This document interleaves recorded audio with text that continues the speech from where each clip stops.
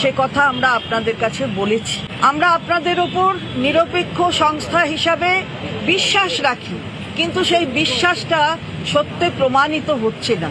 কারণ বারে বারে আমরা দেখছি যে এই যে ডিসক্রিপেন্সিগুলো থাকছে, অ্যানোমালিগুলো থাকছে, সেগুলো মেটাবার পথে আপনারা হাঁটছেন না।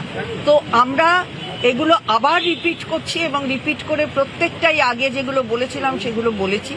তার সাথে আমরা গুরুত্বপূর্ণভাবে যেটা বলেছি সেটা হচ্ছে যে 63 লক্ষ কিছু ভোটার বাদ দিয়ে দিয়েছিলেন, তারপরে আবার 60 লক্ষ বাদ দিয়ে দিয়েছেন।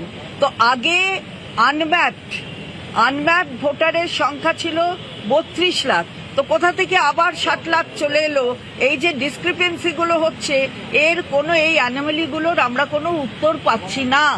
এবং এই জিনিসগুলো যদি আপনারা ব্যাখ্যা না করে বলেন তাহলে মানুষ বুঝবে কি করে? যেমন ফর্ম 6 যখন জমা পড়েছে 6 লক্ষর বেশি, সেখানে যখন অ্যাড করেছেন নতুন ভোটার, কারণ ইনক্লুসিভ ডেমোক্রেসি আমাদের সবসময়, ইলেকশন কমিশন বলে নতুন ভোটার অ্যাড হোক, সে জায়গায় দাঁড়িয়ে 6,33,000 যখন অ্যাপ্লিকেশন নতুন ভোটারের, তখন অ্যাডিশন হচ্ছে 1 লক্ষ সামথিং। আর যখন ফর্ম 7-এর 42,000 অড হচ্ছে, ফর্ম 7-এর জন্য দেওয়া হয়েছে, সেখানে ডিলিশন হয়ে যাচ্ছে ফর্ম 7-এ 5 লক্ষ অড। এই অ্যানোমালির উত্তর দেবে কে? সেটা আমরা জিজ্ঞাসা করলাম। আমরা বললাম 24 সালে ইলেকটোরাল রোল বার করেছেন, সেখানে মেল ফিমেল রেশিও এক রকমের, আর এখন যেটা বার করছেন তাতে মেল ফিমেল রেশিও আর এক রকমের।